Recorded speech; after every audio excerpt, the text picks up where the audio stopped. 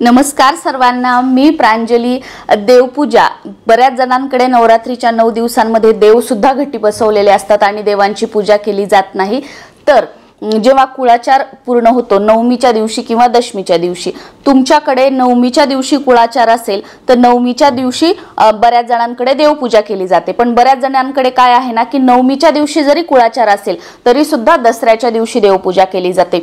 आणि सर्वात महत्त्वाची गोष्ट की देवपूजा केल्यानंतर देवघरामध्ये तसेच न ठेवता, कारण बरेच जण ही चूक करतात, त्याच्यामुळे मी तुम्हाला व्यवस्थित याच्यामध्ये गोष्टी सांगणार आहे. कारण ह्या गोष्टी जर आपण फॉलो केल्या तर तुम्हाला स्वतःला अनुभव येईल की तुमच्या घरातील सकारात्मकता किती वाढलेली आहे, घरामध्ये प्रसन्नता, पॉझिटिव्हिटी. बऱ्याच जणांना असं असतं बघा की माझं देवपूजेमध्ये किंवा घरातल्या कोणत्याच कामामध्ये मन लागत नाही, दिवसभर असाच जातो, यूट्यूबवरती स्क्रोल करत करत करत दिवसभर झोपून राहावंसं वाटतं, घरामध्ये दुसऱ्यांच्या घरात गेलं की चांगलं वाटतं, आमच्या घरामध्ये उदासीनता वगैरे वाटते, कोणत्याच गोष्टीमध्ये घरामध्ये बरकत वगैरे नाही. तर ह्या सगळ्या गोष्टी ज्या आहेत ना त्या कुठेतरी कमी होताना आणि आपल्या लाईफमध्ये पॉझिटिव्हिटी, सकारात्मकता वाढताना याचा अनुभव तुम्ही स्वतः घ्याल.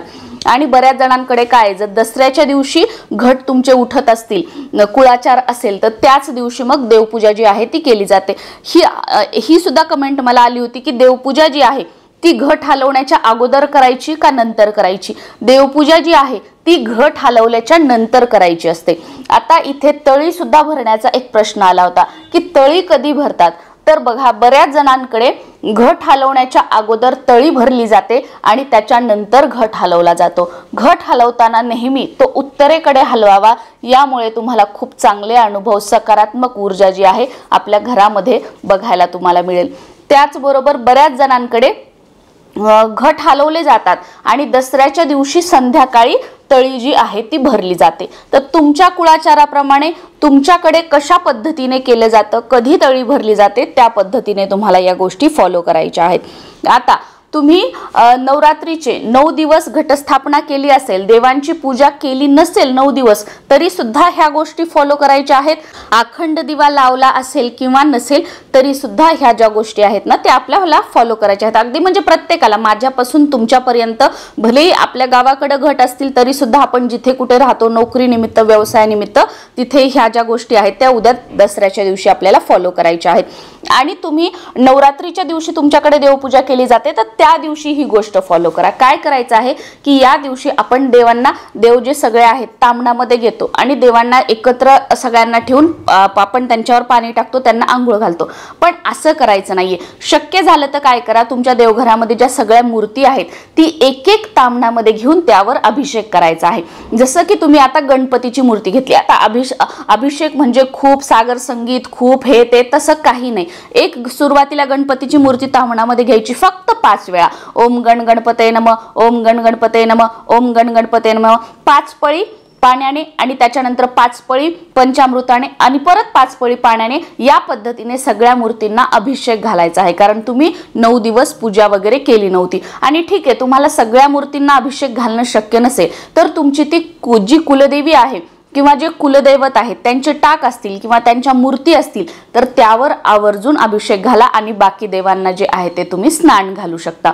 ही गोष्ट क्लिअर झाली. आता देवांना स्नान घातल्यानंतर डायरेक्ट ते देवघरामध्ये ठेवायचे नाहीयेत. सुरुवातीला काय करायचं, आपलं जुनं जे देवघरामध्ये वस्त्र आहे, देवांच्या खाली जे आपण वस्त्र अंथरतो ना, लाल, पिवळं, तांबडं, जे काही आहे तुम्ही वस्त्र अंथरलेलं आहे, तर दसऱ्याच्या दिवशी किंवा नवमीच्या दिवशी तुमचा कुळाचार झाल्यानंतर ते वस्त्र बदलायचं असतं.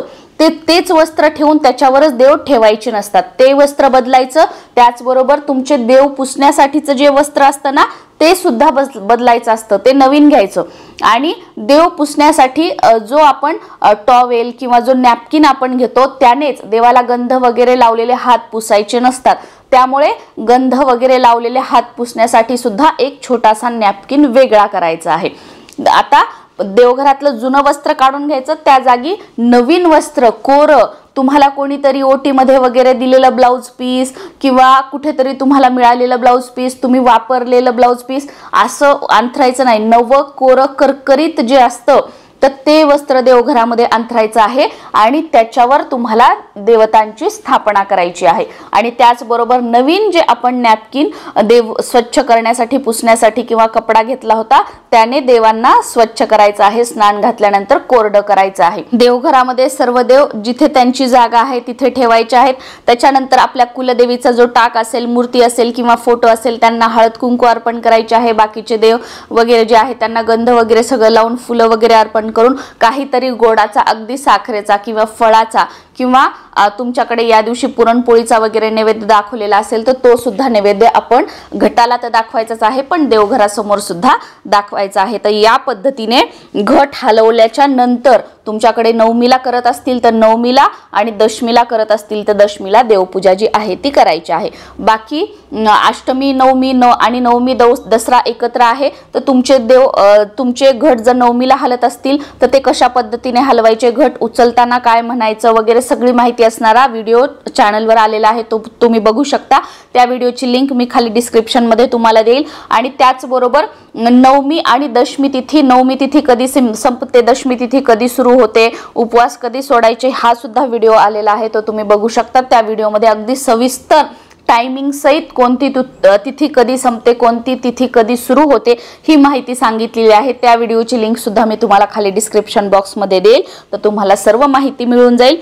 या पद्धतीने दसऱ्याच्या दिवशी किंवा नवमीच्या दिवशी देवपूजा करताना आपल्याला या चुका टाळायच्या आहेत की जुनं वस्त्र आणि जुनं जो कपडा आहे देव वगैरे पुसण्याचा तो आपल्याला वापरायचा नाहीये, तो रिप्लेस करायचा आहे। नवीन वस्त्र जे आहेत ते देवघरामध्ये अंथरायचे आहेत।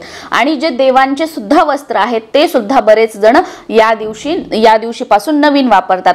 आपण आता मागचे वर्षभर किंवा 6 महिने जे तुम्ही देवांना कपडे घालत होता ते पण काढून टाकायचे आणि उद्याच्या दिवशी तुम्ही जर देवांना वस्त्र घालत असाल तर ते वस्त्र सुद्धा नवे कोरे जे आहेत ते तुम्हाला घालायचे असतात। आणि उद्याची देवपूजा जी आहे ती अगदी व्यवस्थित स्तोत्रा मंत्रासहित करा। त्याचबरोबर तुम्ही जे काही रोजची सेवा करता, तुमच्या गुरूंचा जप असेल किंवा नित्य सेवा असेल, तुमच्या कुलदेवीचा मंत्र जाप असेल तर किंवा तुम्ही सकाळ संध्याकाळ जी काही आरती वगैरे करत असाल तर उद्याच्या दिवशी म्हणजे दसऱ्याच्या दिवशी आवर्जून सगळं व्यवस्थित करा, कारण हा 3.5 मुहूर्तांपैकी एक मुहूर्त आहे। या दिवशी आपण जर केलं आणि यापुढे कंटिन्युटी मध्ये ठेवलं तर आपलं आयुष्य जे आहे ना ते सकारात्मकतेने भरून जाईल। नमस्कार।